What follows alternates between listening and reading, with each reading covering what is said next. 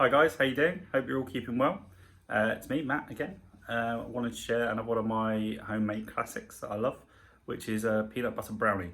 As you can probably guess by now, I'm quite a fan of peanut butter, and I just wanted to share this dead simple recipe with you. So for these peanut butter brownies, dead simple. Here's a list of the ingredients you're going to need. So we've got 100 grams of self-raising flour. Unfortunately, at the minute I couldn't get self-raising flour, so I'm going to add 1.5 teaspoons of baking powder, and that will give us the same effect. We have 280 grams of soft brown sugar, 200 grams of crunchy peanut butter, 200 grams of a good quality high percentage dark chocolate, and we've got some eggs, which we will need 3 of. I also like to finish mine with a little bit of peanut butter stirred in through the mix.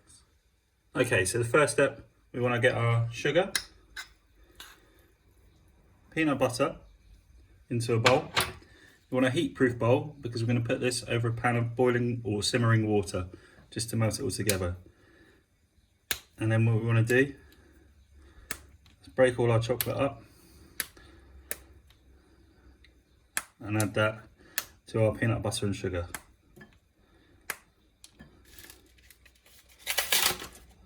So we've now got all our chocolate broken up in with our peanut butter and sugar. What we're going to do is take this, put a pan of boiling water here, and we'll just drop the bowl over like that. Just make sure that your boiling water isn't touching the bottom of your glass bowl, as this will cause it to burn rather than just melt. So what we do now, we just wait for it to melt. Now you can see that all the chocolate, sugar, peanut butter are starting to melt together. What you want to do is carefully just keep mixing it until all the ingredients are melted together and combined evenly. So while we're waiting for our chocolate, peanut butter and sugar to all melt together, you're going to get your baking tray and you're going to line it. Now I'm going to show you a little tip here. When you put your paper in, you notice it never stays in place. It's one of the easier things to do. Just take a knob of softened butter and apply it to the dish. Not only will this help to hold your parchment paper in place, it'll also make it easy to get out. So there we go, a little bit of butter in there like that.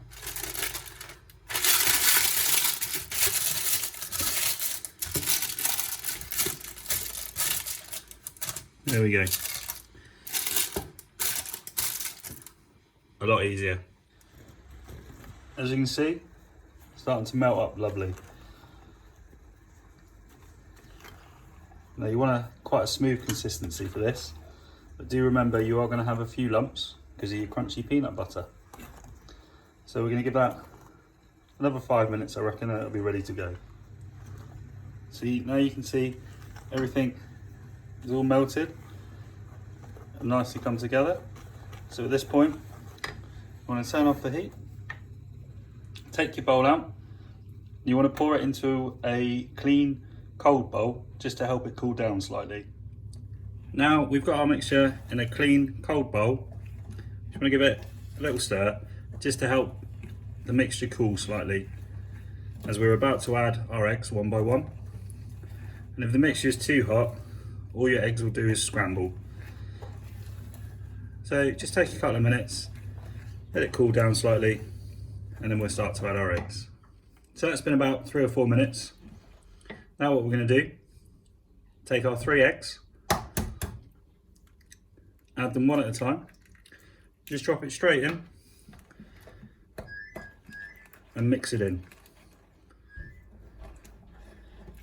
Now just make sure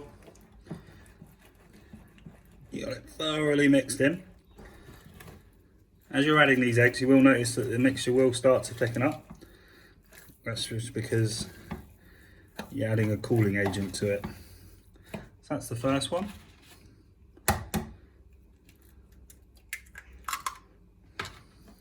Number 2.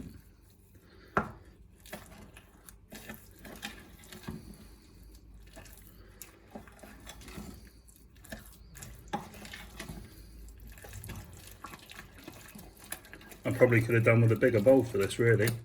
Never mind. Just make sure you thoroughly mix it in, like so. And then we'll add the third and final egg.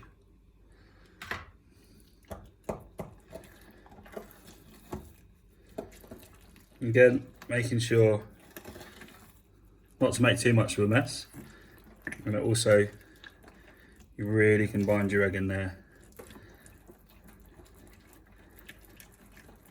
Keep mixing it up. We're just about there. Lovely.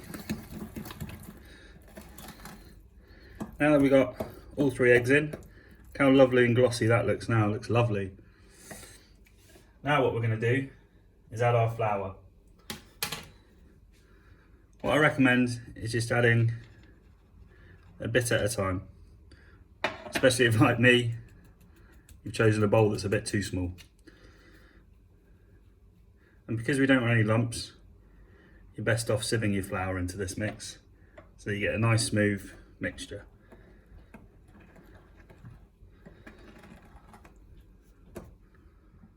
Right, so that's all the flour added. As you can see, not too much mess, which is good. It becomes quite a thick consistency. So now we're there, what we want to do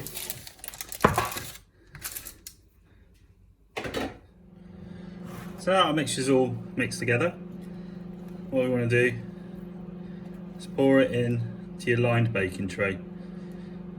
Now you want to, if you've got it, a 20cm square is perfect for this recipe. Unfortunately at home, mine's a little bit bigger than that, so mine will be a bit thin. Now, if you've got a 20cm square, that's fantastic because your cooking time will be about 20 to 24 minutes. If it's slightly bigger, your tin, you're going to need slightly less time because it will be a little bit thinner.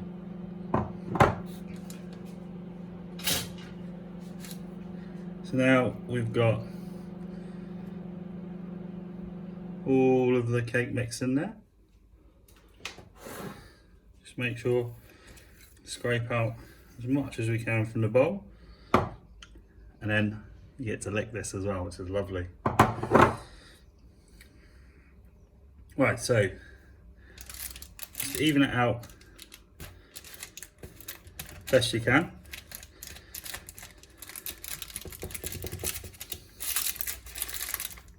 This is also where the butter helps, because it helps keep your paper in place.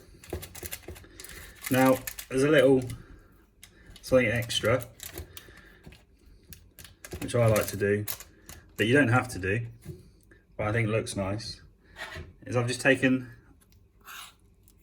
about 25 to 50 grams of peanut butter and just softened it in the microwave. And what I like to do, just blob that around on the top.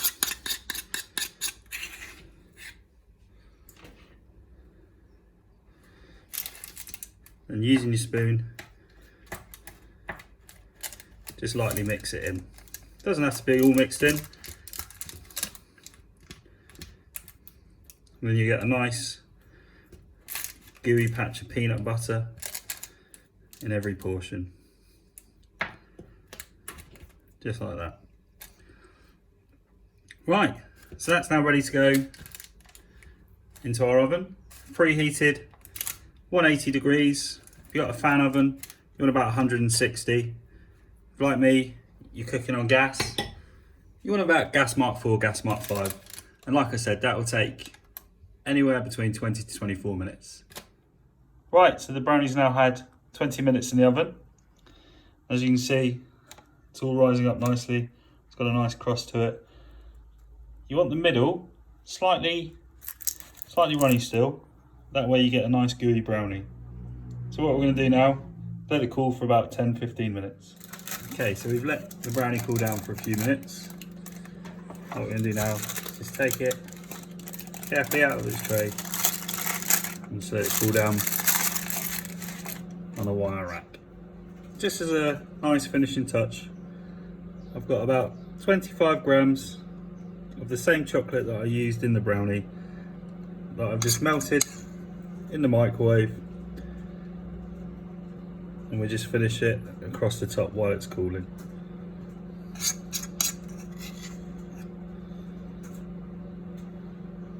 Now I'm going to let that cool for about half an hour to an hour so it's firm enough that you can cut into portions.